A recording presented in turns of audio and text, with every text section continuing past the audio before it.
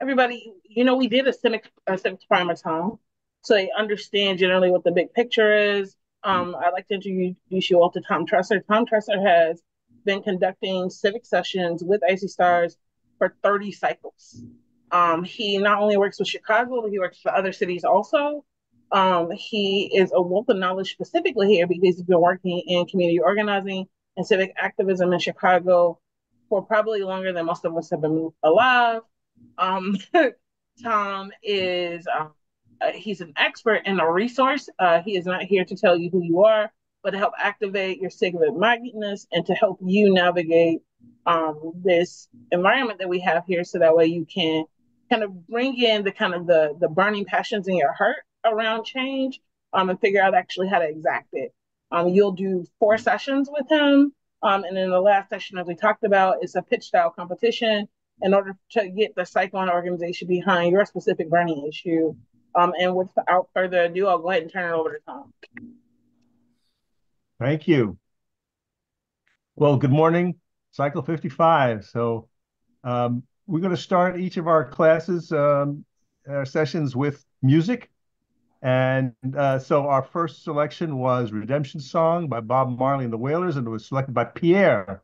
So Pierre, can you unmute and tell us why that song spoke to you, please? I thought that was weird that that song was playing when you opened up. Um, it is one of my favorite songs.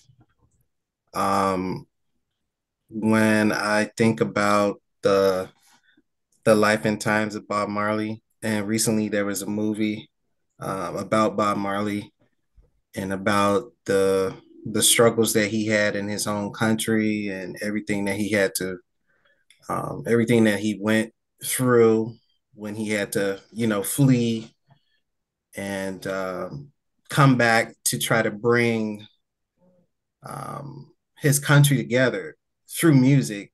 It seems like an awful lot to put on one man's plate to try to bring together different different people with different thoughts and ideologies.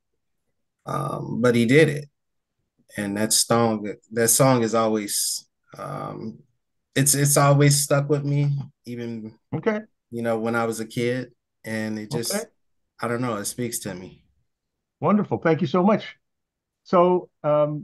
This is our first of 4 sessions. The next one will be in person next week. Then we'll take a break for a few weeks. We'll pick it up in August, and our fourth session will be on August 16th. We have a website set up for you, and here it is. So you can see the screen. I'll put the link in the chat. You might have gotten this already, but I'll just put it there for you for your convenience. And there it is. So basically, on this website is the schedule for what we're going to be talking about, and it also serves as an archive. So, for example, we're recording this session today, via Zoom. This video will be on that space. And for these sessions that are in person, there will be audio recordings. And those audio recordings will be on this web space for you. So if you want to revisit the content, you can do so at any time.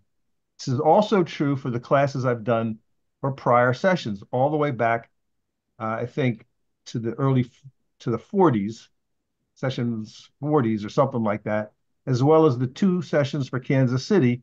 If you want to see how your companions rolled before you in prior sessions and see what they posted, you're free to do so. Also on this website are something called the class resources. And you can see there's a lot of material here from other sessions where we covered other things such as economic inequity, history of racism, and many other topics that have been brought up by our interns and that we've taught in the different sessions. So anyway, that's a resource for you. It's loaded full of information rates of civic participation, all kinds of things that we've talked about over the years. Anyway, it's there for you, as well as all the They have some in presentations the waiting room. made before you. Okay. Um, so here's my information. I'll put this into the chat as well. Um, you can call me anytime, email me, and also using the Calendly link that is on the class website, you can schedule a 30-minute session with me to talk about any of the things that we're going to be bringing up in class. If you have a question about your final assignment or you want to just talk civics, there's lots going on in America right now, my friends. You can just grab me and we can talk at your convenience. Okay. So, as I say, we have 4 sessions, and the first one here is Zoom. The rest are in person. Uh, Now, on that 4th and final session on August 16th, we're going to hand the class to you. And you're going to be on deck. And in a minute, we're going to ask each of you to introduce yourselves by saying your name and where you stay and your burning issue. So we asked you about your burning issue in the introductions, the online survey, and thank you for sharing that with me and with your fellow interns. I have to say that this is a little unusual activity that we're doing here. When we're asking you to talk about some of your personal beliefs and the things that you want to fight about, it's not exactly related necessarily to your technology training, but we hope that you do see it's connected to your leadership and your leadership growth as a whole person going forward into your community. And so when you're sharing about that part of you, it might be new for you. Maybe you all haven't had this kind of conversation, with one another because you're so focused on your technology and the tasks that you have. So it's a little perhaps different. So I'm going to ask you to, I'm going to thank you in advance, is what I'm doing for sharing these things. Okay. The assignment is based on your burning issue. We're going to ask you to pull together a PowerPoint presentation and to present this to your colleagues in the 4th session, in which you do a few things.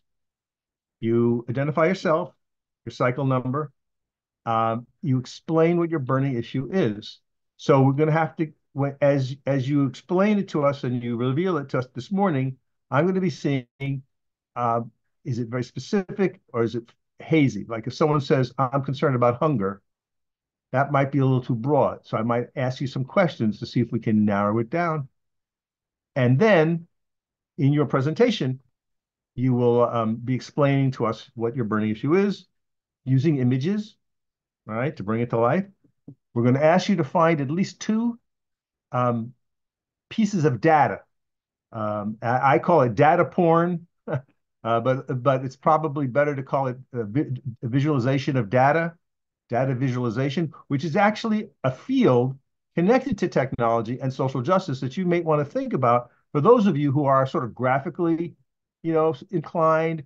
If you're taggers or graffiti artists, or you like to sketch and draw, and that's just a skill that you have, you're going to see that the ability to turn data into pictures is a compelling aspect of this work. Okay, so for example, if your issue is mass incarceration of young African American men in America, you want to show me, well, how big is this, right? Year by year, or compare America to other countries, right? You may want to show us the trend over time. So these are the kinds of things that you can find online. There's many sources. We'll leave it to you to track them down. You share those pieces of data, those charts with us, so that we, the audience, can get it. Oh my God, I didn't realize how big a deal this issue is. What will happen if we don't address it? These graphs will show us, these charts will bring it to life for us. Okay. Then we want you to find at least one organization in Chicago that is working on this issue. So there's lots of groups in Chicago. I mean, Chicago is rich with organizing. social justice groups, groups in the community, you know what I mean, fighting different issues. You got to find one that's in the space of your issue. And we're going to ask you to connect with them, and the instructions are online for you. And if you have any questions, Brandy's will help you out. But you're going to have to connect with them to find out a little bit about them, and then turn that into your presentation. So you're going to tell us about it. You want us to get excited about this organization that you've discovered here in the Chicago metro area that is fighting this thing and working the work. And you're going to explain in your presentation who they are, what are they doing, why are you so excited? And then this is probably the most a key part of your presentation is you're going to offer us some kind of solution, some kind of um, way forward based on the work of this group, as if you had no money was no object and you could just sort of wave your civic magic wand and help this organization. What would you do? It could be a piece of technology. It could be something else. It's based on your understanding of where this organization is and what they're doing. Now, all that will be put together in a 7-minute presentation. And then you will vote collectively, and we will discover which presentations has moved your colleagues the most. So it's like a pitch. It's like you're trying to get us all excited, if you follow me, right? And then, based on what happens, you all will be organizing service days. You're going to be reaching out to that organization and actually offering some help of some sort. And um, and it's been very exciting. The cycle 54 right before you, I believe, was the first cycle to take this on, and Brandis can tell you it was pretty amazing. Am I right? Yeah. So maybe some of you have ever heard of these stories already, perhaps. Yeah, Daniel is nodding his head. So maybe you've heard what has happened, and maybe even some of the Cycle 54 folk have been around, maybe, and maybe even heard or talked about it. But in any case, you guys are sort of blazing a trail, I would say, inside the Icy Stars organization. And so that's the deal. Okay, that's kind of our time together. Now, I will share my screen, and then I will just do a little introduction about myself, and then we'll get you online, and each of you will do your own introductions, as I mentioned. So here is a little bit about me. Okay, we can see the slide. Yes, thumbs up if we see the slide. Thank you. Okay, so who is this guy, Tom Tresser? why why is he before you talking civics? Well, I call myself a civic educator and public defender. And as we get to know one another, I hope that will be apparent to you. I used to be an actor, a Shakespearean actor, a theater producer. You see this picture there, where it says Pegasus Players. That's a Stephen Sondheim musical called The Frogs that was done in the pool at Truman College, believe it or not. So I actually produced a musical in a swimming pool. So I have a long history in Chicago of producing dozens of plays and musicals, and when I had hair a while ago. I've been involved in community organizing, community development for decades. I worked for a group called People's Housing, and we created a community arts program. This is on Howard Street in the north side of the city that combined the arts, economic development, and micro enterprise. And we had all sorts of fantastic things coming out of the community that gave blossom to their talent, but also had monetary connections. So, for example, we had young people making crafts and jewelry, and then we sold it at Navy Pier at a special cart that I got. Okay. Um, and then I worked for an internet startup. Now, this again is something that you guys may want to talk about again offline. The world of e-commerce to us is old school, but I worked for a place called ourhouse.com, which is the online play of Ace Hardware. And this is in 1999. So we were early, pretty early in the e-commerce space. We burned through $130 million. I was the 16th hire. I created a lot of the online marketing. And this is what I have to show for it. I don't know if you can see this. It's a watch. So I got the watch, but honestly, it's a coulda, woulda, shoulda. If ourhouse.com had come into the marketplace 6 months earlier, we would have cashed out on our IPOs, and I'd be talking to you from some private island in the Bahamas or something. But but it was a fascinating experience. As I say, we burned through $130 million. And if you type in ourhouse.com now, you will go to Amazon because they bought what was left of us for a song, and like they own the internet. So it's an interesting story.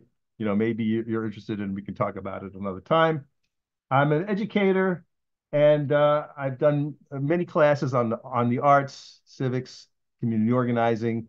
But this class right here that I'm working with you, this this time that we have together, this to me is the most precious thing that I do as a civic educator. So I am honored and privileged by IC Stars to share this with you, to mix it up with you in this way in these classes, and for which I am eternally grateful to Brandy's and the staff of IC Stars who let me take some of your precious time, and for that I have to say I'm ever grateful. And this is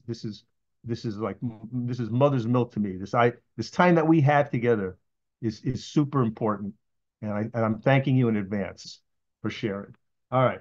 I've started or led 14 nonprofits. Now we know that IC Stars is a nonprofit, correct? Yeah, I see everybody nodding their head. Excellent.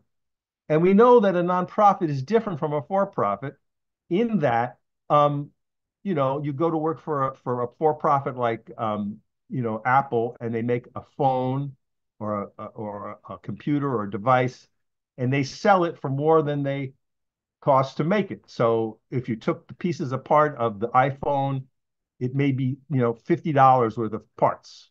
If you actually bought the parts, but they sell it for 500, and that of course is how capitalism works. They got to pay their people, they got to get profits.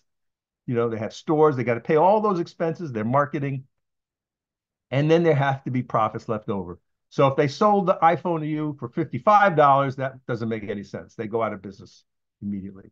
But in the world of nonprofits, in the case of IC Stars, what's the product? Does anybody want to unmute and just tell me what you think the product is here? The people? The people. Yeah. Like we're looking at them. Does that surprise you when I'm saying you're the product? No. Okay. And so the product is not necessarily, Pierre is like going to come to my house and do my dishes or anything like that. Or it's not like if I send $50 to IC Stars, I'm not getting, $50 worth of what? No, I'm investing in IC Stars. That $50 is because I believe in the mission, what you all are doing here.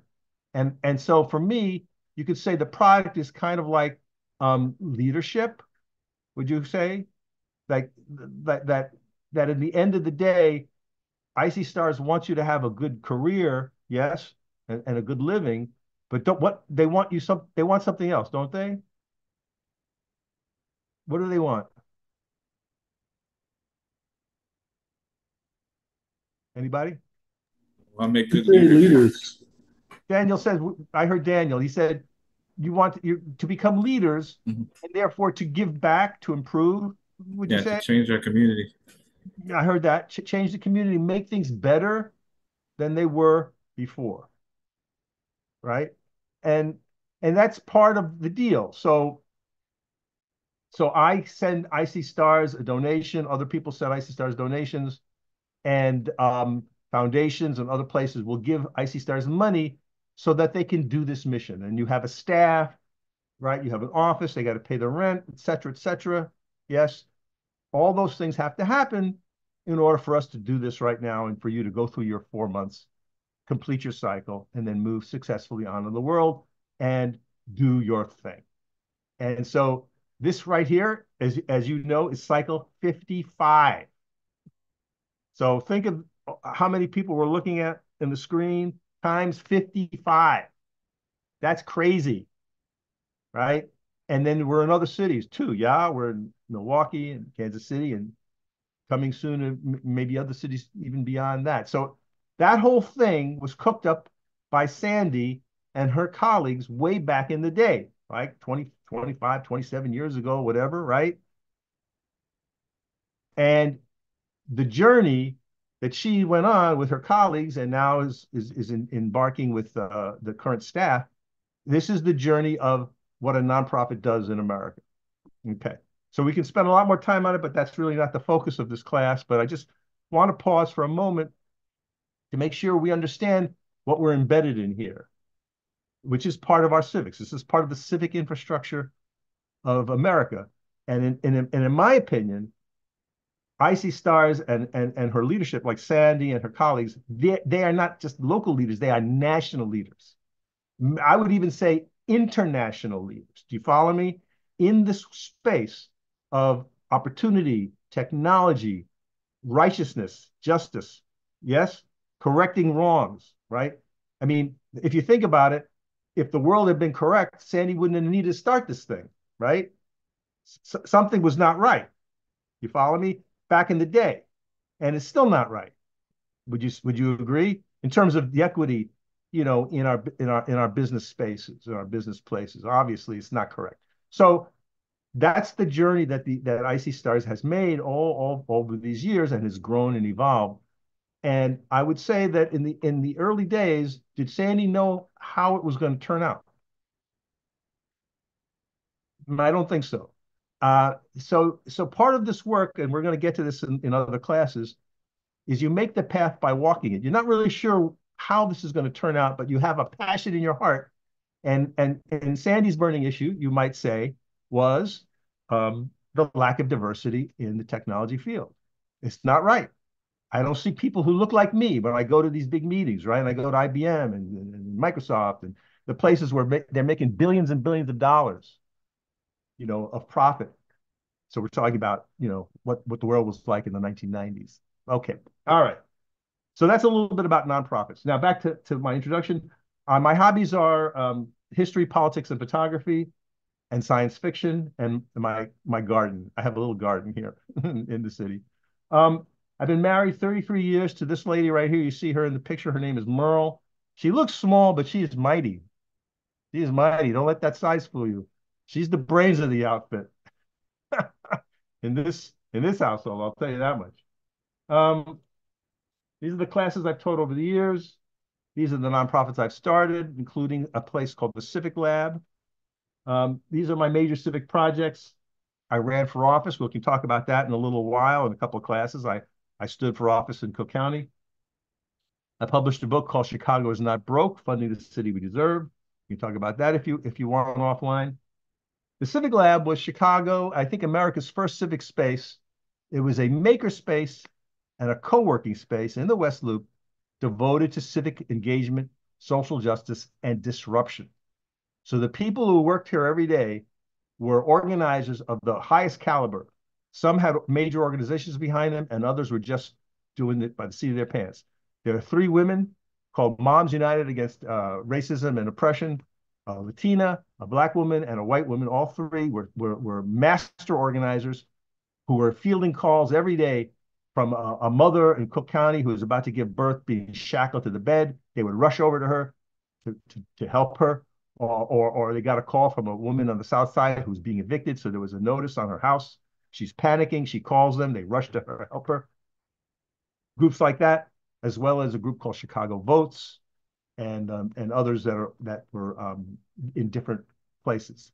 We had a green screen studio. We had a terrestrial radio station. We had a kitchen. We had a shop, a machine shop.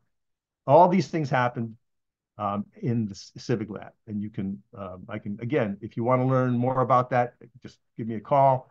We can talk about the importance of space because you're all in a very cool space. I mean, today you're at your homes, but Icy Stars has a pretty cool space, right? And it's kind of, you might take it for granted, like, oh yeah, it's an office set up to meet our needs. It has classrooms and blah blah blah, shared office spaces, kitchen, but physical space is kind of important to our work, and that's a side issue that we can discuss if you're interested in. All right. Um, I created something called the Power Institute with my colleague Jonathan Peck, and we've trained over 5,000 people in civic skills. I have a book coming out called No Game Chicago: How a Small Group of Citizens Derailed the City's 2016 Olympic Bid. Again, another conversation for another day, but if you remember back in 2009, Chicago went all in to host the 2016 games. It didn't happen, partly because of me and my team. We worked behind the scenes and we killed the bid. Why did we do it? How do we do it? Again, give me a call. We can talk about it. And it's a kind of an amazing story. My burning issue is economic injustice. Pretty simple. For me, unless we're all earning and we're all kind of on the same plane and there's no obstacles, no artificial obstacles to us making progress, I feel we can't really move forward in other areas. So for me, economic justice. And again, we can always talk more about that offline. Strange but true, I used to be a hippie. So there you go. Have a laugh at that picture, my friends. That goes all the way back to 1970. And if you're not sure what that means, Google the word hippie and you'll find a whole crazy set of circumstances about America. We were protesting the Vietnam War. What was that, you want to know? Well, again, for those of you who maybe have a interest in history, you can look that up. What was the Vietnam War? Why was it important? Someone says, I feel like I would be hippie if I grew up at that time. Did I get to Hippie Hill in San Francisco? No, sadly I didn't. But I have many other funny stories about those years. And then there's one other crazy funny thing I would share with you. Strange but true number two is I am actually a DC Comics superhero. What? Yes, my friends. If you look to Nemesis in the Suicide Squad, if you look up Nemesis, you will see his secret identity is Thomas Trezor. Yes, it's true. You want to know how that happened? Again, just give me a call. We can talk about how did Thomas Trezor become a DC comic superhero. He looks just like me too, don't he? Not really, but anyway, yes, you could just doodle on this for a second. This character was Wonder Woman's lover. What? That's true. In the DC Comics universe, the Nemesis character rescues her, Diana Prince, and they get it on. So I would get an email every once in a while to say, is Wonder Woman a good kisser? And I got to say to my friends, I wish I could tell you the answer to that, but it's only a comic book. But anyhow, that's my story. All right. Okay. Now, my friends, it's to you. I'm just going to call on people as I see them on the screen. We're going to ask you to unmute and say these few things. And I'll put the prompts into the chat as well.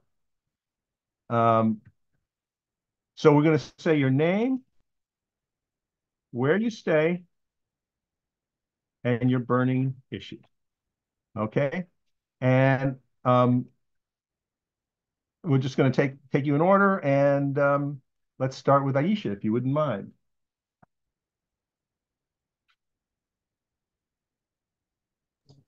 Can you hear me?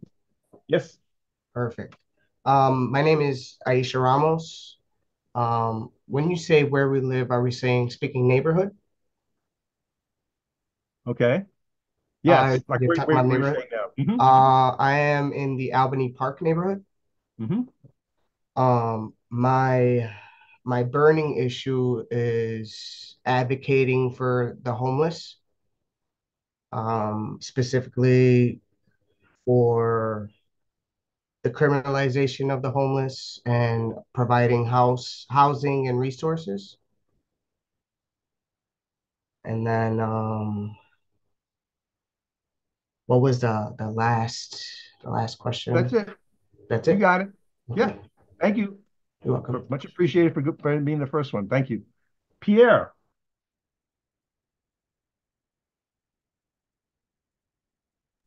You might want to come back to me. My neighbor just decided to start cutting grass, and it is like extremely annoying.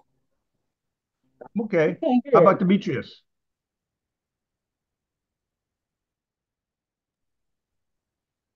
Hello, can you hear me? All right, yeah. Demetrius, you're originally from Detroit, currently living in a Ukrainian village. My burning, I wouldn't say burning necessarily, but something I have been giving considerable thought to. I guess the number of homeless migrants we seeing around the city of Chicago right now. Yeah. Okay. Thank you. Deantrus, did I say that right? Good morning, Tom. I'm Deantrinice Ross. I live in the Avondale area. Before I lived here, I lived in the Chatham area. My burning issue is also the homeless, specifically the mental ill homeless group, and the group that manages like on the train. I would really like to get them housed and help them get like the whatever medicine they need or things of that nature. Thank you. Appreciate it. Sean. Good morning. I'm Sean Dressler. My burning passion. Oh, right now I'm staying in Glenview. Mm-hmm. My burning passion is like kids who can't afford like camping gear and stuff like that, or in the Boy Scouts and can't afford to go on trips or stuff, and they need money or equipment to go on camping trips to Awesome. experience the wilderness. Yeah. Okay. So we're probably going to ask you to tighten that up a little bit, but because when I hear that, I'm hearing sort of access to nature. So it could be a specific thing like money for camping, but I was getting a little something even broader. So we can have a noodle back and forth. Camping gear, or it takes money to get to like campsites. So it would probably be like a donation of a campsite. Okay. Yeah. Great. All right. So off to a good start. Thank you. Christy.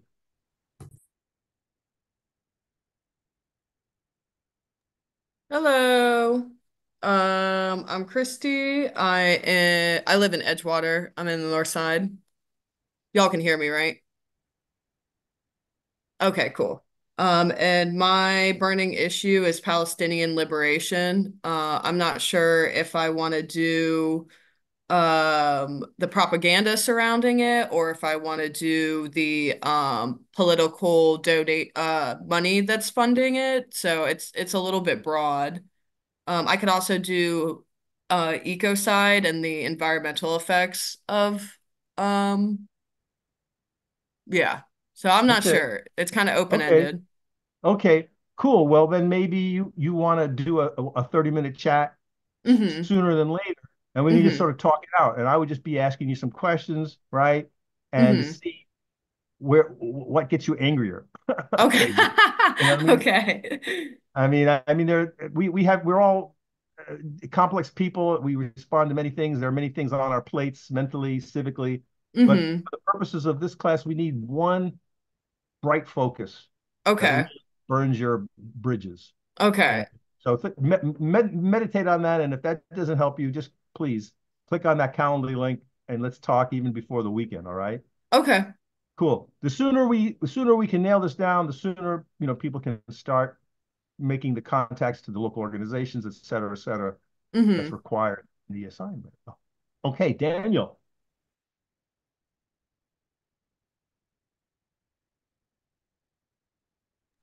All right. Hello. Yeah. My name's Daniel Gonzalez, and I live in Edgewater as well. And my main burning issue is homelessness because I've personally experienced homelessness. But also, I was also thinking about like youth hunger because I experienced that as well. I was homeless when I was in grade school till most of my early 20s. And Mm, yeah, so like I know firsthand how hard it is to like if you don't have food or a mm, place to stay, a place to sleep. mm. So yeah, that's my main burn issue. Well, Main thing that that's makes me angry. yeah. Well, that's pretty clear. So that sounds like you're off to a good start for the assignment.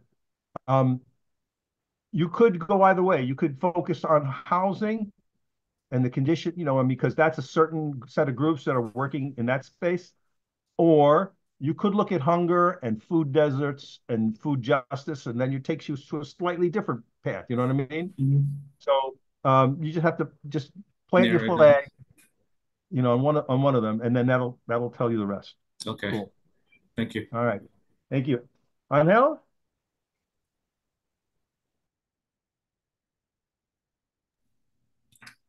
Talking about me? Yes, Angel. Angel. Yeah. How'd you know my name? How'd you know I was Hispanic? I don't know. I don't know. Campos? Yeah, that is. I Yeah, am. just a guess. I don't know. Am I right or wrong? So You're right. You're right. correct You're me if right. I'm I just. wrong. Yeah. No, you're right. I didn't expect the Angel. That's all. Um. My name's Angel. I. I guess the. I stay over by East Side. In Chicago. Mhm. It's like they call the neighborhood East Side. I know there's no such thing as East Side in Chicago, but it's like right off the. It's probably the east side you'll get. It's southeast side over by the hundreds, the boondocks of Chicago.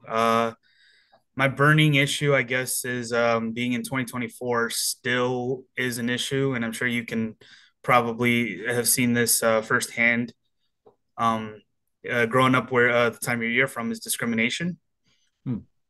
and seeing how it's still a big issue today, and just also being a huge comic book fan, I've always seen it in comic books and made relations and references to how it how it's polarizing to the modern world around us.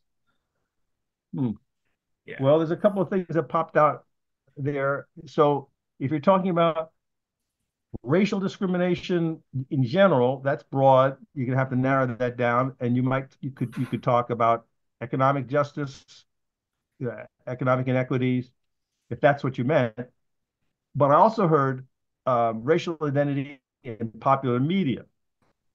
So if you're not happy with the way people are being portrayed in popular media, such as comic books or games, I mean, there's a whole thing about women in gaming and there being people like shaming them and cussing them out and whatnot and that the kind of misogyny that women were facing in the gaming space. So if that's something you're interested in, like representation in the entertainment industry or representation in gaming or representation in anime or comics specifically, that would be novel. That's something that no intern has tackled yet. So got my attention. So I think on that and see how you land. yeah, that's actually where I wanted Did to I hear you? go. First of all, did I hear you right? Yeah, yeah.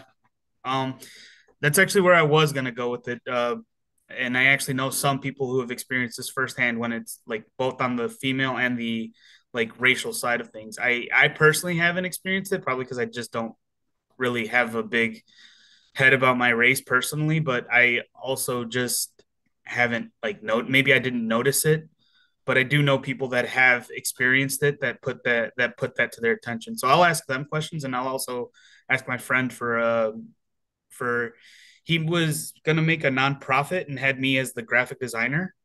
I don't know what happened with that. I ask them every once in a while. They said we're like taking some huge break on it, but I'll ask him for his Okay. deck that he was gonna make for applying for grants, and I'll ask for those Yeah. statistics. So, and then we can talk then. Okay. And then yes, that's fascinating. And there may not actually be an organization in the Chicago area that is dealing with this, as far as I know. I mean, you've got the ACLU, which deals in broad issues like around discrimination, but I don't even know if they could speak to this, what you're talking about. So, all right, let me know when you have something to talk about and we can investigate. But sooner than later, would be great. We'll do And as far and in the end of the day, um, we may have to create a nonprofit. So if there isn't one, I don't know. This is something we'll have to talk about with staff. But well, let's see where it goes. Okay, cool. Mhm. Valerie.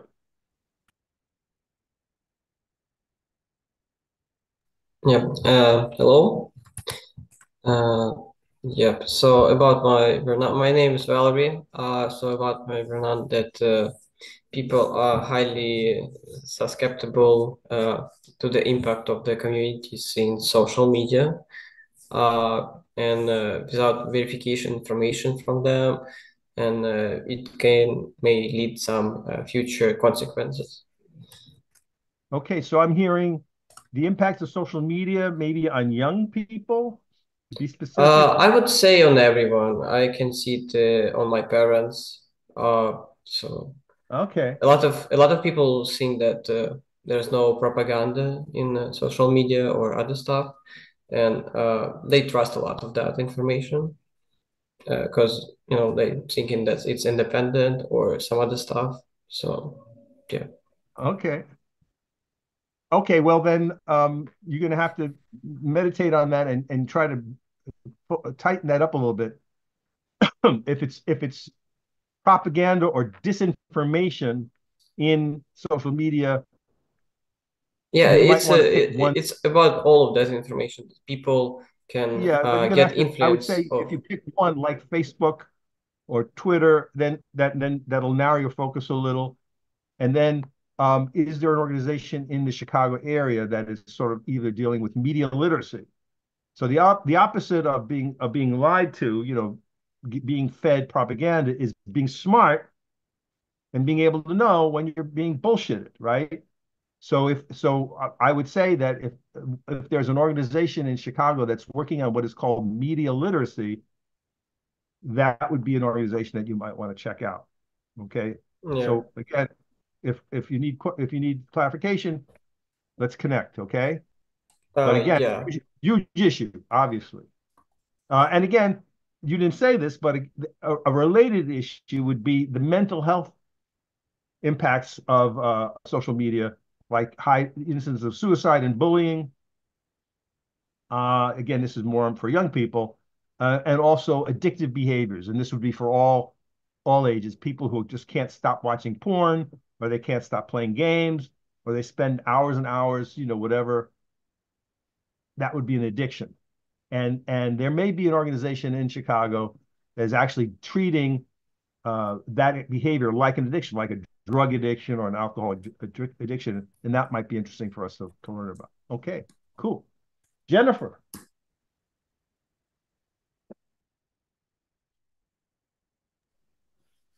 Hello, uh, I'm Jennifer Warren. I don't stay in Chicago. I actually stay in Joliet, which is a south suburb, but I'm born and raised here. So my burning issue with this community, there's no activities for the youth in poverty areas. Like there's nothing positive for them to do. No, um, nowhere in the community for them to go and just be able to be kids in a safe environment and possibly learn different things. I mean, we have the Boys and Girls Club, but it's a place to go, but they really don't have a lot of activities, and it's it's not a bunch of people who still utilize the Boys and Girls Club. So Okay. maybe I can connect with them and try to maybe come up with a plan, or I don't know actually where to start. Okay. Well, again, opportunities for youth. If you want to talk specifically about leisure, you know, like after school things, that would be like more sports, the arts, things like that. That goes one way. If you're talking about employment, training young people for job readiness, that takes you slightly a different path, right?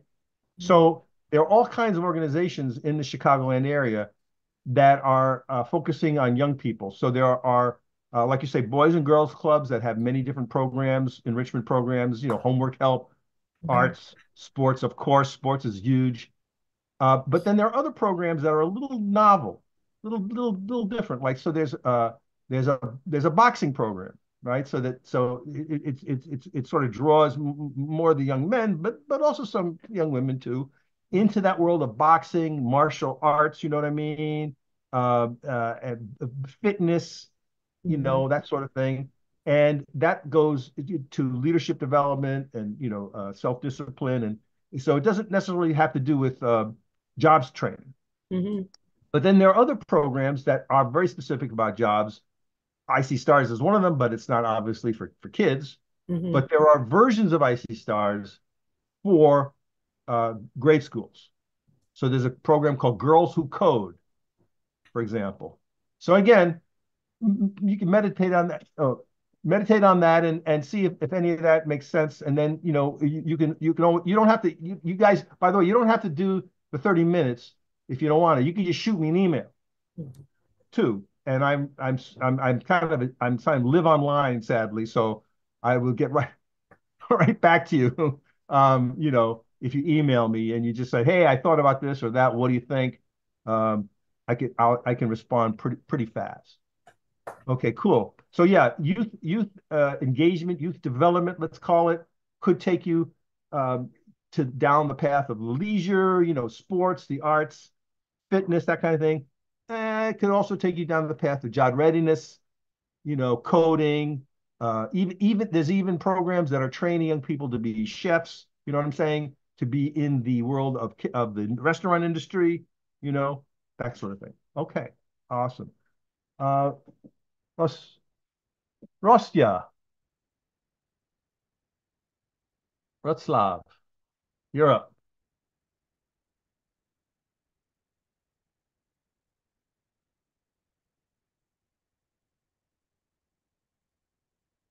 Okay, you hear? There you Yeah, go. sorry. Go ahead. Hello. So my name is Rostislav, and my burning issue is probably a war in Ukraine. But I would tell the second thing what I worry about is also like homeless people in the States, especially how they become a homeless and how system treats them after it, because when you becoming like a homeless and you are in need, very often like the system not in need for you anymore, and the people having a hard time to just like come back to them normal life. Also, Okay. like yeah, I know a lot of people becoming a homeless because that's their fault, but also like a lot of other people just like maybe go to the doctor because they have depression or something like this.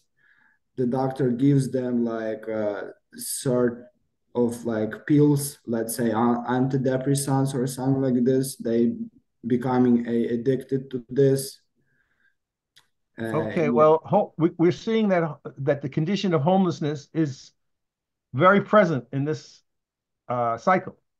So it's come up several times. So there will be some things that we can talk about later when themes are in common. We're hearing like a theme by more than one intern. So there are many good organizations in the Chicago area that are tackling homelessness. This question of how do you have security, in your life.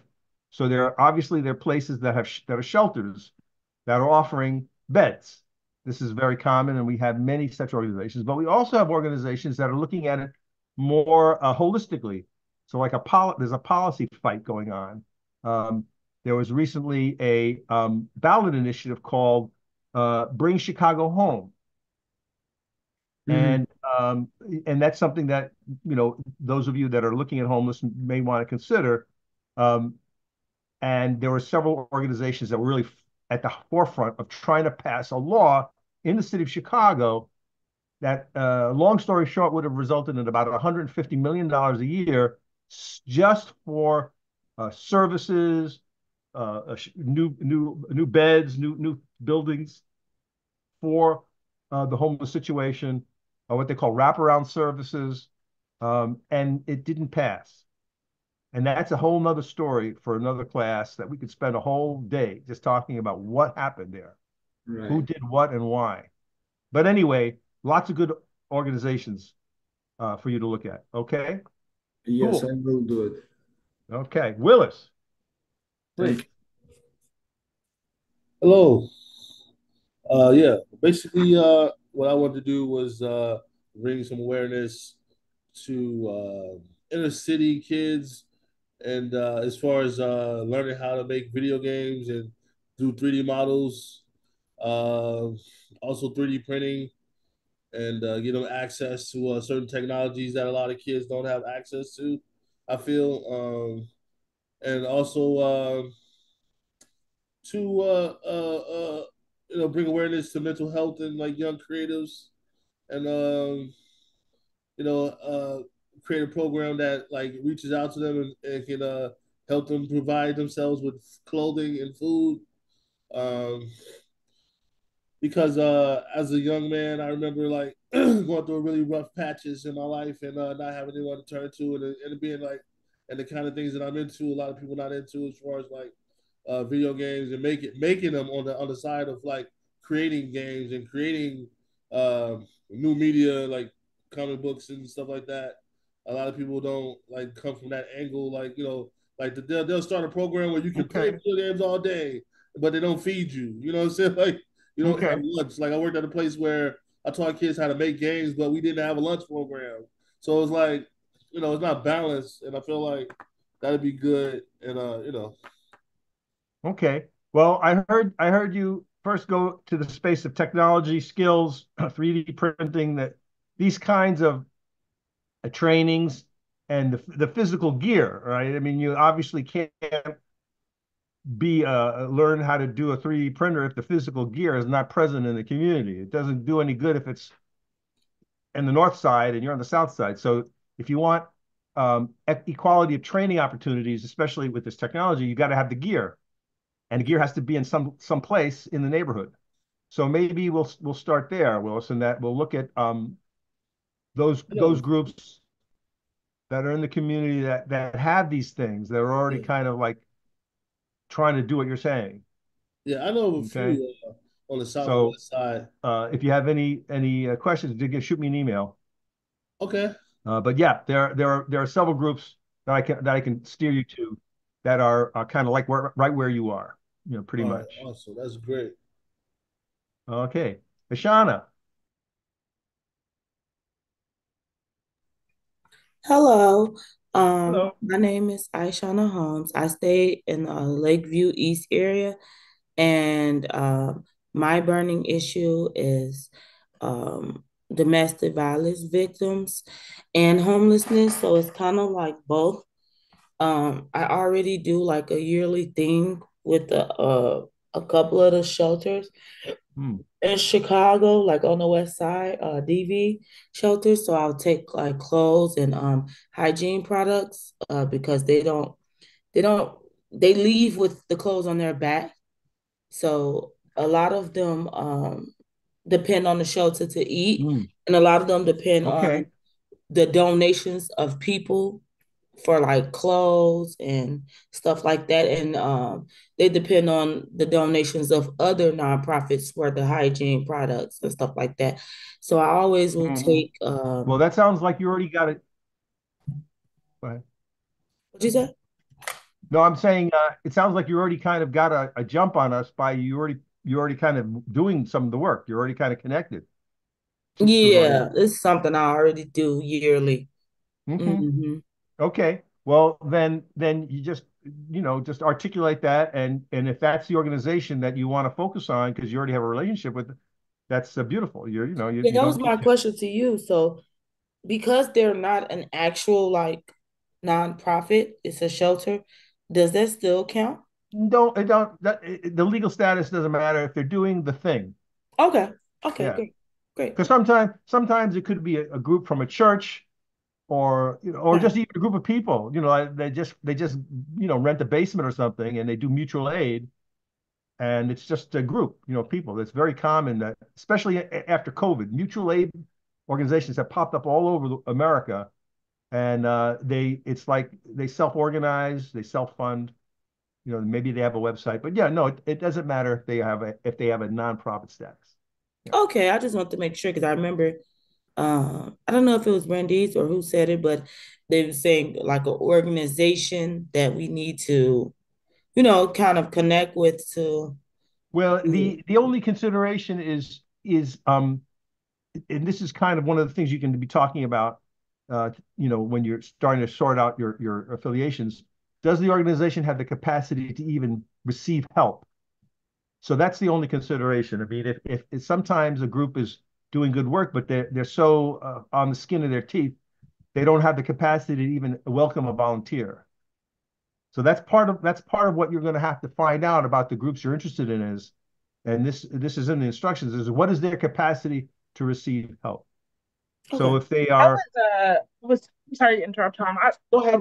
I was listening. I just wanted to clarify. It seems like Ashana was saying that she already supports this organization. That she already has identified an organization who works in DV on the West Side, and the way that she supports them is by donating needs and like for the people that live there. And so maybe her call to action might be a drive to just drop stuff off that they need. Yeah, there you But go. Tom is right. Like one of the things that we saw last cycle is organizations didn't respond. Nobody was checking emails or the phones because they don't have resources to manage volunteers.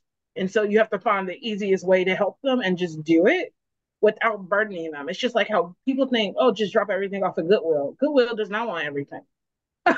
um, and there are very specific things that Goodwill can actually move in terms of products that can fuel its programs. But people are thinking like, oh, I have all this stuff, these shoes or whatever, I'm just going to drop it off. And then they have to go through all this sorting, they have to process recycling. And so really figuring out what an organization needs and having a way to qualify it.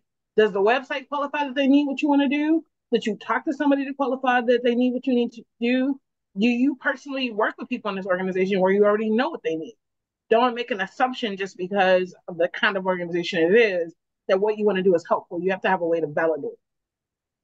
Okay, great. Thank you so much, Brandy. No problem. Right. So that's a kind of a good guidelines, but generally for the assignment, I think that's kind of lays it all out pretty clearly. Thank you. Lacharia, is I saying that right? It's Lasharia. Lacharia, thank you. Please. Okay, I'm Lasharia. I live in Harvey, and my burning issue is pollution, anything environment factors. It does potentially affect the animals in our food chain, so that's why it's also like one of my issues. We also have like a bunch of bioengineered and a lot of banned chemicals in our foods and stuff, so that's something that irks me. Cool. Okay, so it's specifically not just the environmental degradation, but it sounds like what's in the food chain. So it could be looking at plastics in the water.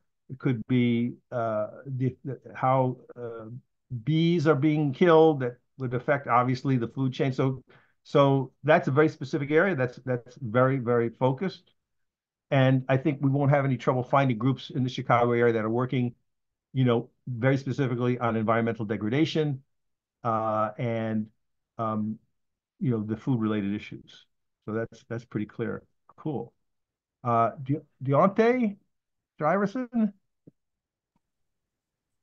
Hello, my name is Deontay Iverson. Pleasure to meet you. I am in Humble Park. I'm originally from Inglewood. My burning issue is still pretty vague to me, and is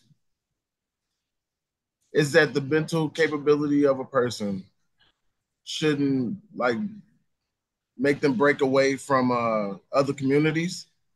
So what makes a person, to me, what makes up a person is their ability to process thought, their home life, and their community, and how it all comes together. I want to make it to where everyone is inclusive in the mental growth, making sure the home life is proper and the community is cohesive. Oh, I think my connection was unstable. I missed most of that.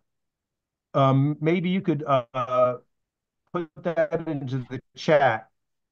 Yes. For some reason, I lost you there. Did everyone else hear him all right, or was it just me? People heard you all right? Yeah, it was just maybe it's just my connection. Well, if you could just put it into the chat, that would be great. Oh, yes, I heard him. Okay. Okay. Well, while Mr. Iverson puts that into the chat, let's go to Roxy. Hi, good morning, Tom. Well, my name is Naima Beb. I go by Roxy. I'm originally from Los Angeles, California. So I started doing a lot of nonprofit work since I was 10 years old. Got really into it in South Central from 15 years old to 19 years old. So helping out a lot of the kids in South Central, either teaching them how to play an instrument or in tech. And moving out here to Chicago, I haven't found a specific place, but my main issue is to increase access to local organic produce. So I found this called Star Farm Chicago, which is by Logan Square. Um, I just want to make sure that food is accessible to all, and especially when it comes to organic food. Wow. Yeah, super. So again, we're in the world of food deserts, maybe. There's a food co-op called the Dill Pickle Food Co-op that maybe you're aware of. No, I haven't. I'm just So, new here. oh, you just moved here. Well, Yeah. okay. So again, maybe you shoot me an email or you give me a call, and I can help you out there. Yeah, big issue on. There's also many urban farms across the Chicagoland area that are super amazing, doing all kinds of things. So it's not just they're teaching people how to grow, and so there's also cultural of the land. Black farmers from the South have taken root in some of these communities, and so it's an interesting urban kind of mix of cultures, if you will. Uh, tough kids growing potatoes and stuff.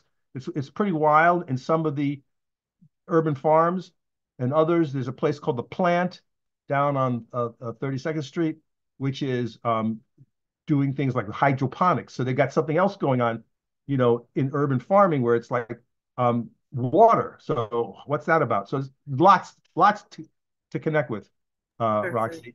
Thank you Yeah, so much. yeah, sure, no problem. Joshua.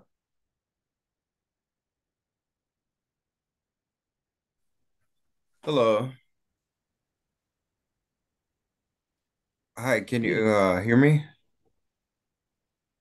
Yeah. Um, so my name is Joshua, and I am currently in Roscoe Village. Um, my burning issue is I had it write down. Is pet homelessness or like yeah, pet homelessness. Okay. Um, the other like a couple months ago, I went to a pet shelter because I thought one of my dogs from a couple years ago looked like one of the dogs that were on their website, so I wanted to check them out. When I got there, there was like two people working there. There was hundreds of dogs, and there was a line of people waiting to uh, just be helped out. Uh, Even though the dog ended up being not my dog, it was still like a 2 or 3 hour process. And it was mostly because of lack of staff. They just didn't have the staff for all the things that they needed to do. And you know, some from that time I wanted to help in some way without taking care of a dog. So Okay. that Okay. kind of So you became my thing.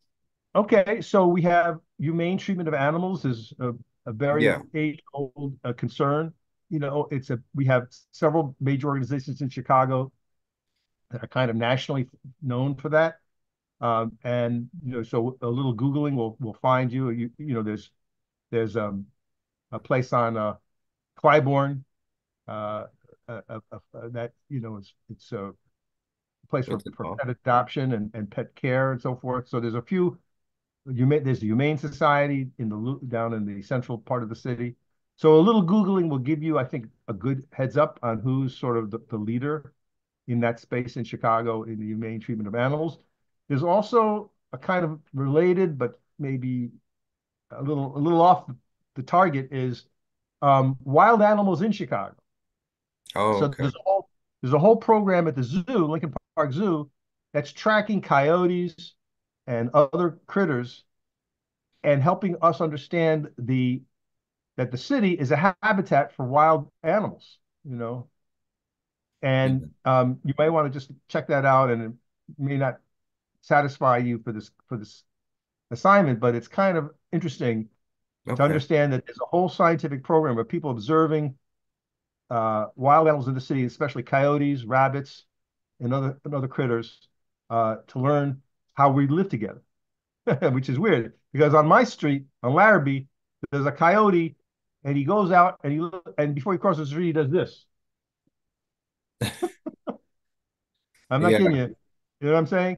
So it's Yeah. like we thought, wait a minute, coyotes were like in the old and Western times, but it turns out they have evolved and co-evolved along with us in the cities. They were always here.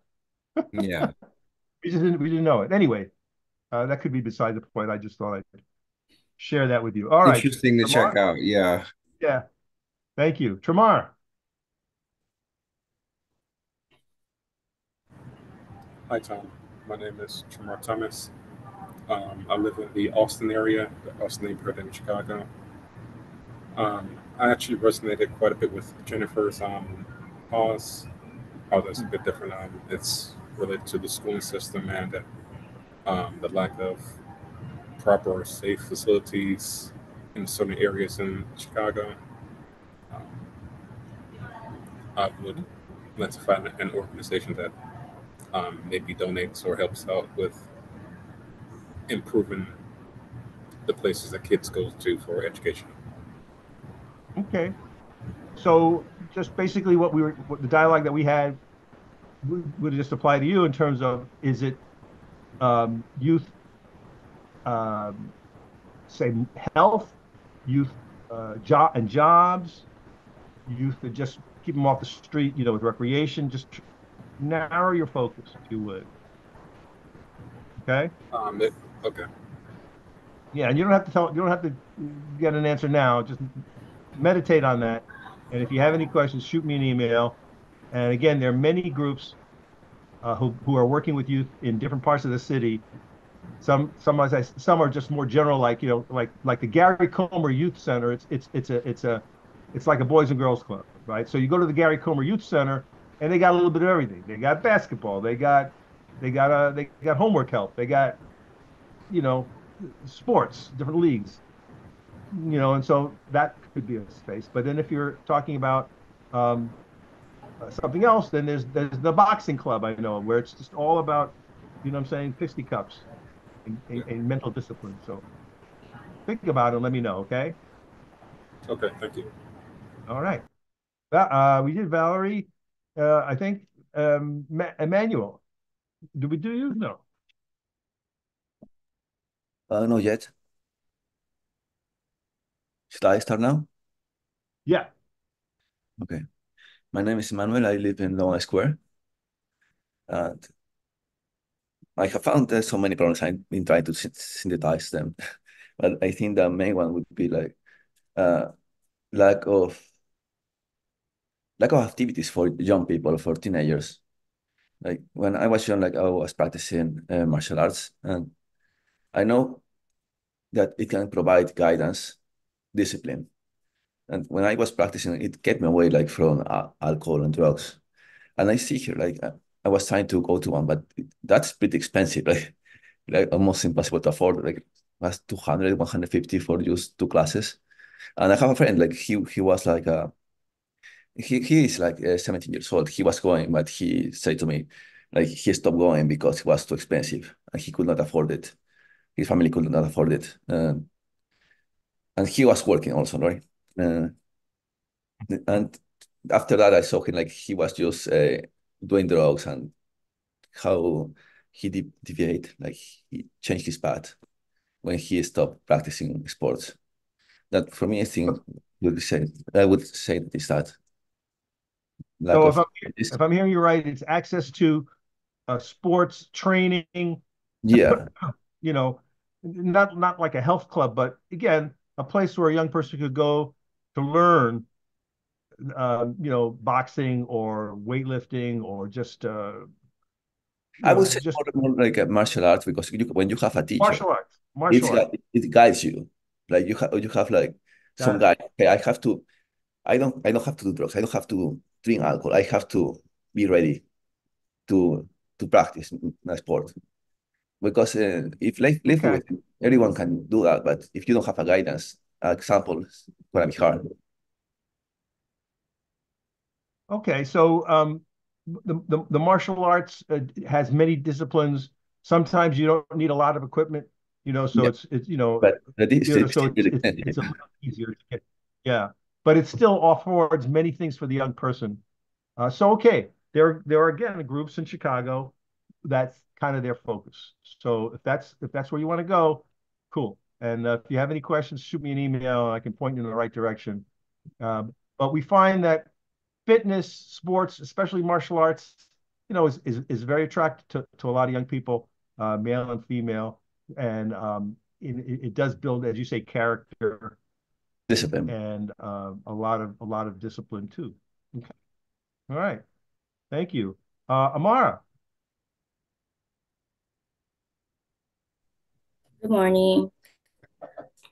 My burning Morning. passion is the youth. It's like my other cohorts, but I'm want to lead it more towards the artistic and skateboarding side to have something to do after school. Uh-oh.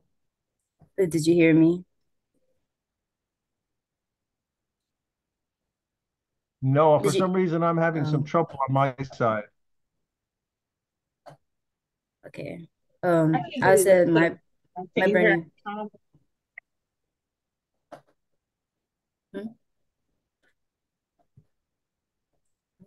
Oh, I said, are you still having a hard time hearing Tom? I've been hearing everybody pretty good. I couldn't hear what she just said. So if you put it into the chat, that would be helpful. I was able to hear Amara clearly. Was For everybody else able to hear her? some reason, Yeah, try again, Amara. Let's uh, see if it goes now. I'm getting a little And static can on you my hear me side now? today. Yes.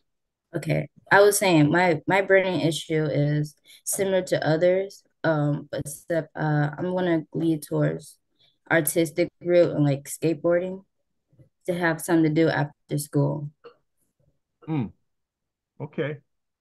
There are Hmm. many programs that can meet your needs there. Um, there's there's a group called Gallery 37, and there's groups that focus on the media. So they're media makers. So the young kids are learning, web building, videography. There are other programs that are more about writing. So it's old school writing. There's the young authors of Chicago, and it's just all about the spoken word and writing and that sort of thing. So again, if you want some ideas, shoot me an email. There's great groups in that space. Oh well. All right. I think that's everybody. So first of all, thank you again for taking the time and sort of unpacking your heart a little bit, you know what I'm saying, in front of your colleagues and sharing with us these concerns that you have. Some of you are very focused and some are a little broad. So we're going to try to focus you in, and that will help you fulfill the assignment, find the right data, to display, find that right organization to work with. And again, when you have any questions, you shoot me an email or give me a call. All right. Now, the question that I have for the group, before we take our break, is this. Why do civics? I mean, what's up with all this? You know, why are we even in this session? Why are we asking you to take up your time? So I'm looking for anybody to shout it out or put it into the chat. Why are we doing civics? To strengthen our community and awareness. To improve the community. Did I hear you right? Yes, to improve the community and the awareness. Okay, and the awareness of what? Things that are afflicting the community. So things that are not going right, ills, right, problems, lifting them up, calling them out. Okay. Why else or what else? So, you can add or build. To give voice to the voiceless. To give okay. So the reason why we want to do this work is because folk aren't being heard. Folk are suffering, you could say. There's some bad mojo going on in America, in our communities, perhaps. And so part of the reason why we do this is to turn a spotlight, maybe, where the light hasn't been shining. Okay. Say some more. Why that's all good. Why more? What happens then? Once you shine a light, what happens then?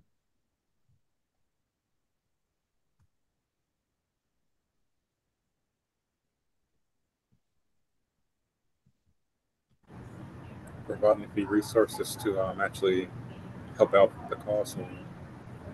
Yeah. The end of the day is we want the bad thing to go away. Right? We want to solve the bad thing. We want to improve the community. We want to offer some solution, some path forward. And go ahead, Roxy, you raise your hand. Oh, I was just going to add to have some sort of empathy, because I feel like a lot of people don't really understand where these people are coming from. So when you put yourself in that sort of situation or get to hear their stories, it builds, I guess, like a deeper connection and better understanding and building that sort of empathy. Yeah, well, you just win the prize for saying my favorite word. I mean, I love it. I love empathy. That's why I'm just like, I like to see people from their different perspectives as well, just to have a better understanding. Well, I don't want to spoiler alert, but hold on to that thought, because we're going to take a break in a minute, and we're going to be right back in where Roxy is talking about. Angela, go ahead. To increase opportunity, not everyone has opportunity to do such things. Like, for example, some of us may not have the sport that we like to accommodate certain things, like even scholarship programs. Like, I hold it against, to this day, I'm rather upset that now the school I went to, at the high school I went to, now has an esports team. And I told my mom if that was a thing when I was in high school, she would never have paid for college. Wow. Which, yeah, I know that's more of an evolving thing, but it's something that I can resonate that with. Right. So I think we're kind of getting the flavor here that this is public work, first of all. Civics is out there. So if you're going to paint your living room, or take a self-help class, or improve your life through IC Stars, that's kind of you. And of course, it would affect your immediate family. But one of the things we're talking about is you're going out beyond your own self. You're in the community in some way. That's the first thing I noticed that we need to talk about. This is public work. and that there's a sense of you got to figure out what's going on, right? Are things going good? Are they going bad? Now that sounds kind of simple to say, but it's actually part of what we're going to be talking about in this class. Like, well, how do you know what's going on? I mean, yeah, you live it. I mean, you get up and you go through life and you experience stuff. Bad stuff happens, good stuff happens. But it's more than that. You got to gather information. You have to gather information in some way about the community you care about. That's what I'm hearing. And then this idea of empathy, like you have to give a crap. And again, that sounds pretty basic, but actually it's easy to run past it and we lose the entire purpose of our time together. If you don't care, then we're kind of done. Class over. Can I make you care? Can I make you care? No. I don't think so. Daniel's nodding his head yes, but I'm going to say I don't really think I can make you care. Now I can tell you a story. I could show you something. I can take you someplace. We can share a meal. I mean, there are things that we could do together. I can model a behavior maybe to you, and you can go, "Oh, that guy Tom, I like him. I like how he rolls." But it's your decision at the end of the day, right? How you live your life is your decision.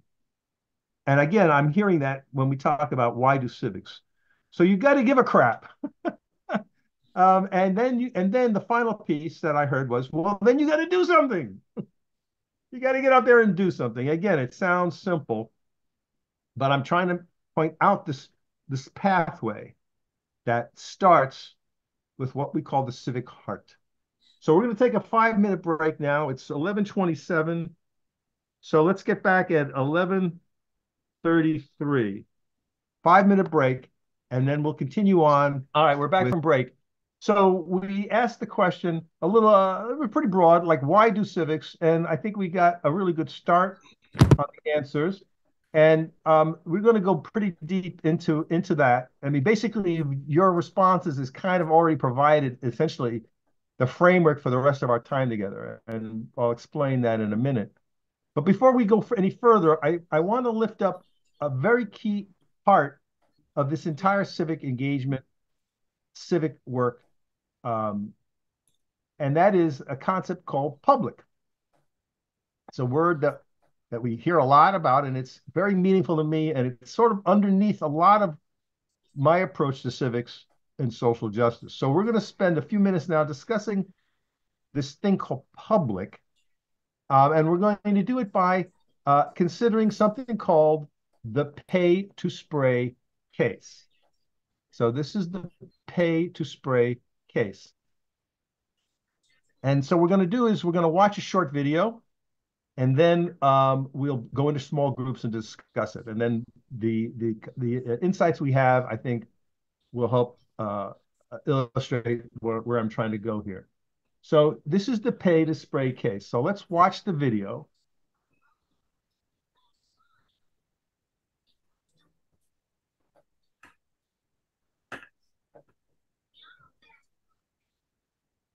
Kelly's court is back in session. On the docket today, the American dream going up in flames. Oh. I hope everyone can hear this. Again, this could be my problem. This has never happened before.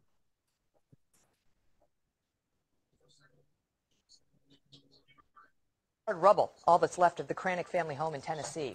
Firefighters standing and watching as flames devoured the house. Not one drop of water was sprayed on the blaze because the homeowners were late with a $75 fee for rural fire coverage. First responders started battling the inferno only when it jumped to the property of a neighbor who did pay the fee. So, did the Cranicks have any grounds to object? Let's ask our panel. Former prosecutor John Spilbor and Fox News legal analyst Mercedes Colwin. All right, so John, let me start with you. He didn't pay the fee. A deal's a deal. He could have paid it. They would have been there. He didn't do it. No, this is disgusting. This was an emergency situation, Megan. This wasn't rescuing their cat from a tree. This was life and death. And I don't think that the fire department can say hey, we had a contract and you didn't pay your measly $75, so we're gonna watch, not even like just not show up. Watch as your home burns down. That's absolutely ridiculous. They could have put out the fire, sent him a bill for 10 times that or more, and it probably would have gotten paid, and their house would have been saved. This is crazy. Mercedes, how about it? Because, you know, they say, the Cranics say that this had happened before with other homeowners, and the firefighters did show up and did put the fire out. So did they have grounds to sort of reasonably rely on that past conduct to expect it would happen again here? Well, that's a great point, Megan, but we don't really know. What the fire department comes there and says they're not on the list. $75 is $75, but they also said, hey, if we don't adhere to this rule, then this entire fire department is going to be disbanded. Because imagine if every homeowner said,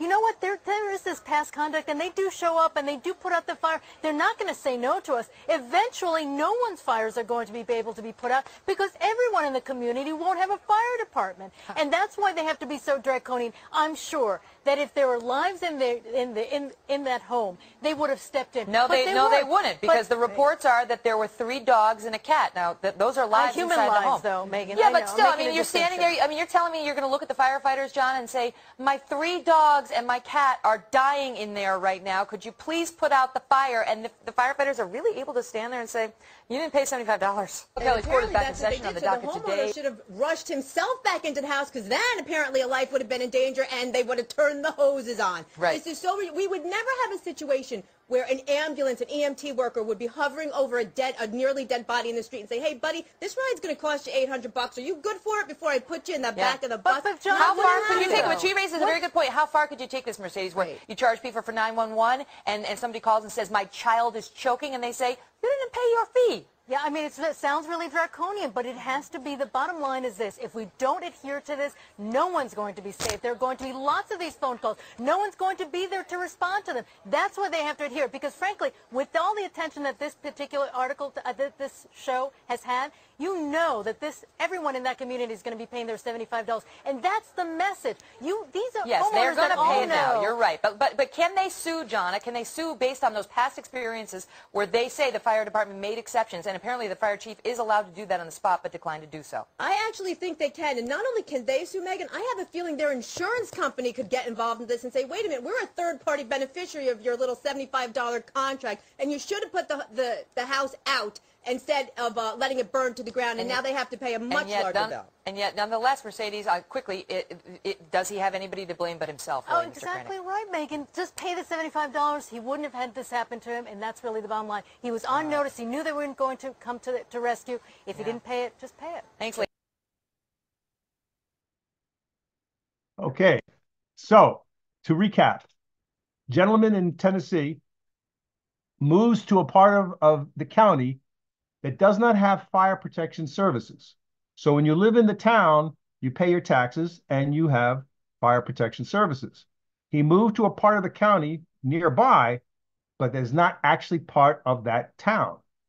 However, it was close enough such that the fire department could come if there was a need, but the homeowner must pay $75 a year in order to be covered by the fire protection service.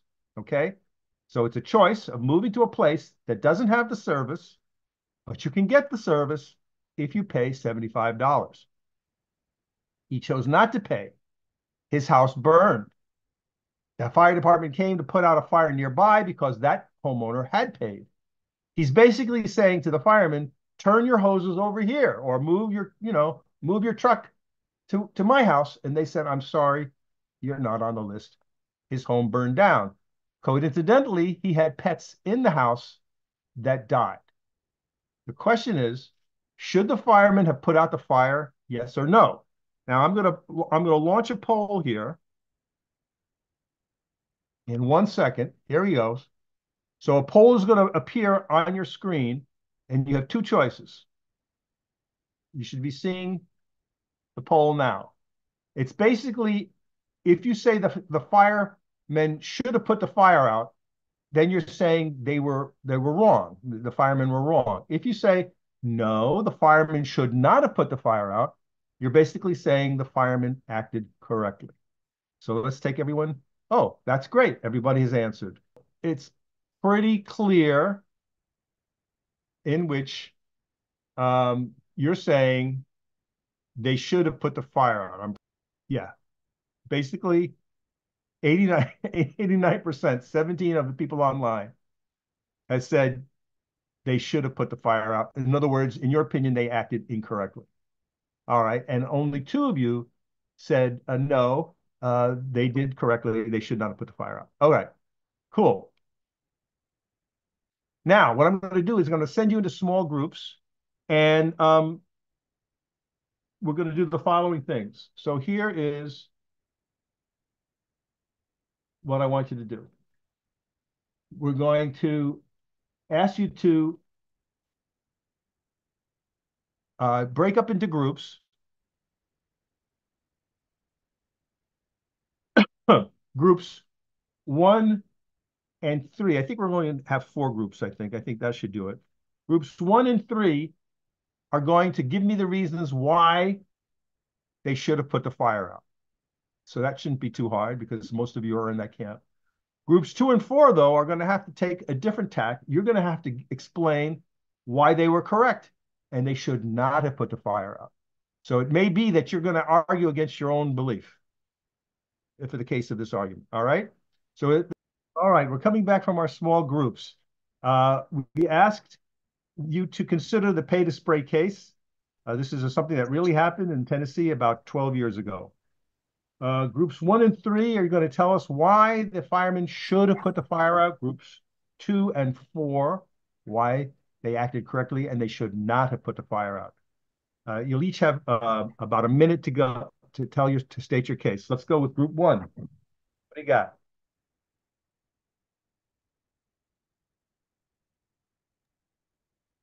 Group 1 said that the fee could have been assessed afterwards. So that was not an excuse for them not to do it. Ethically, they're obligated, and morally, they're obligated to step in because of the credo that they take in when they first take on a job, and the legalities and policies could be wrong. So sometimes you got to step in place of that. Okay. So I'm going to ask the reporters to put their reasons into the chat because I guess my internet is unstable. This is very annoying. So if you would, spokespeople, put in your reasoning into the chat. So group 1,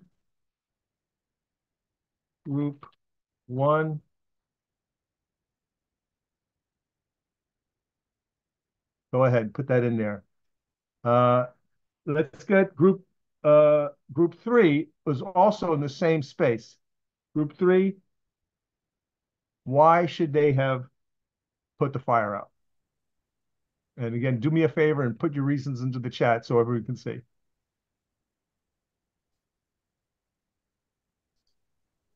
Did you want us to also speak on it? Yes, if you can, because sometimes I'm hearing you, and about every 4th person, for some reason, it's garbled. So okay. I lost the reporting just now, but I hear you fine. Perfect. So speaking for group 3, we said that they're qualified first responders. And I know that you take an oath as a first responder that you do have to basically honor the value in life. So once you hit, a situation, that should be the first thing that you do before they actually put the fire out. We also felt that it was just morally wrong just to sit back and watch. We did agree with the fact that they could have billed afterwards or even helped with, having to pay or foot the bill for the people, because obviously sometimes maybe there's some type of, money problem that lies with that thing.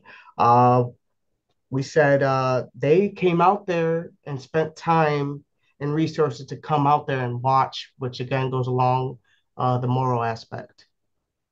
Mm-hmm. Got it. Okay, so go ahead, and I started to type in some of your reasonings. So go ahead and feel free to add. Make sure I got it right. But I'm hearing you. For example, they're first responders. Their duty is to serve. Like that's your job, fireman. You're supposed to put fires out. Pretty clear. By the way, if you come up with other thoughts that you forgot to mention or new thoughts occur to you, just put it into the chat, and it's very helpful. Okay. And group one, please do me a favor and do go ahead. Oh, group three is already in there. Sweet. Okay, group two. They should not have put the fire out. They did correctly. What do you got? Okay, so group two, we believe that the main reason why they may have had um, a right in not putting out that fire at the house is that because the particular person of the property did not pay for that service fee of $75, if the fire department were to put out the fire and somehow wasn't to the patron's liking, they would have been liable for that destruction of property.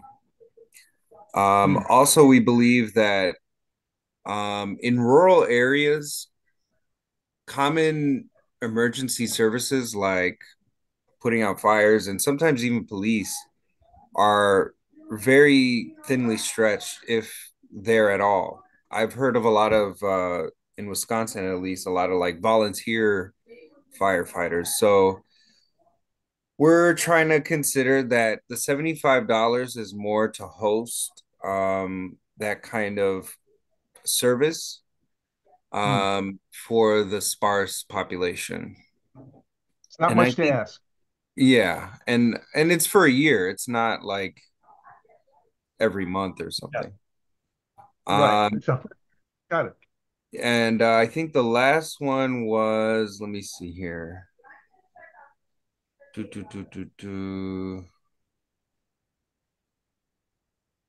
Um, yeah, that's fine.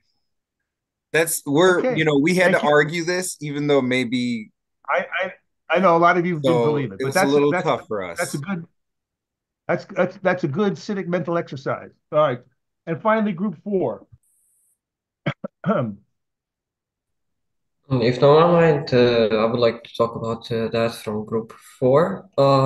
We believe that they couldn't put out the fire because of the reason that it would be good example for people who sought to pay or not for this department. Because some people would see that, okay, they took fire under control and saved the house, even though they didn't pay. So we can do the same. Like, so it would be bad for department in the future. So at this point, they just showed to everyone in that community that everyone should pay and be like saved a period of time with a fire. So just they protected themselves from the future. Yeah, something like this. All right, we've got a lot of good points here. So we're at time. Can we go maybe 10 minutes over? Is that permitted today? Brandis, is that good with you?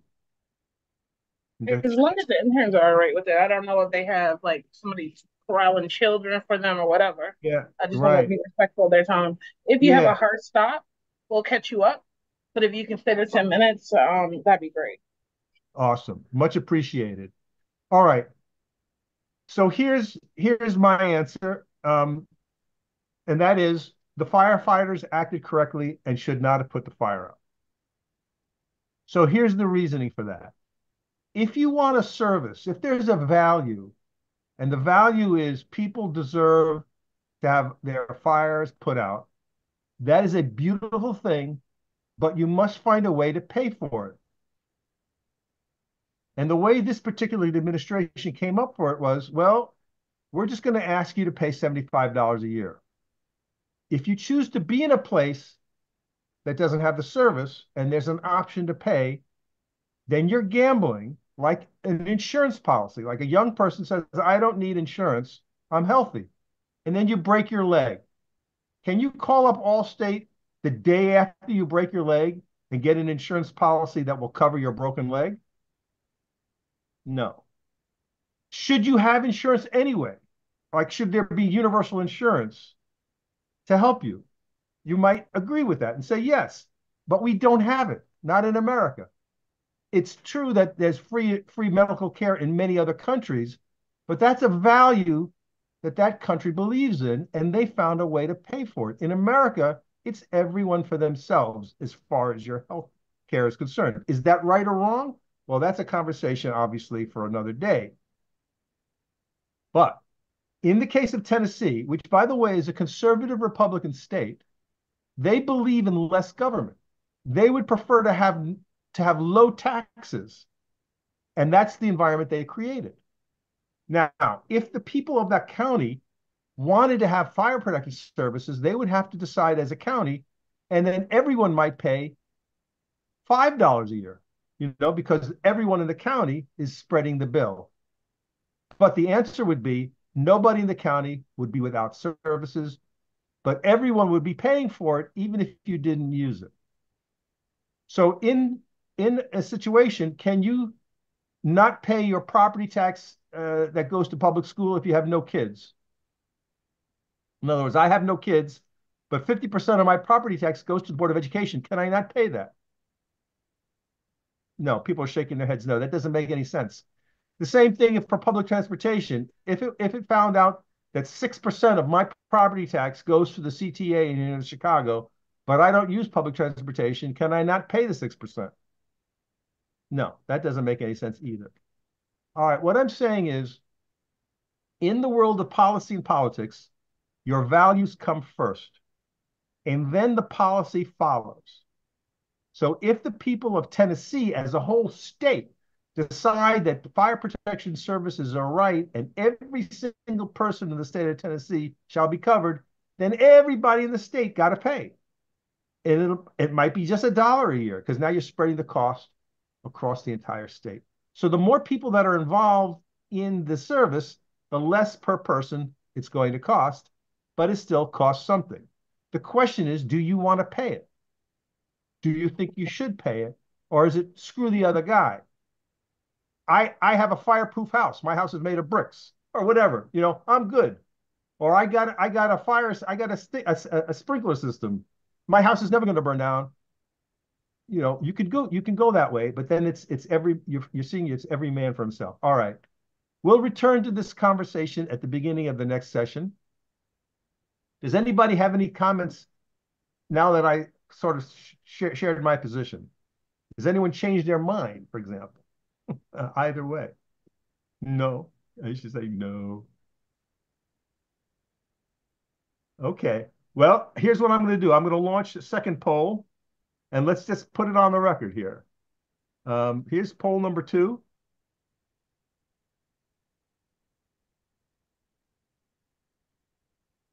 Same question.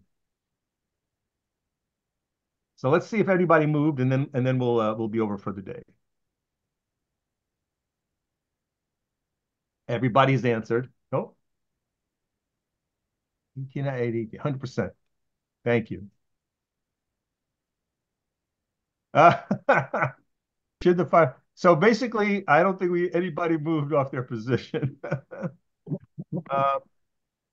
That's fine.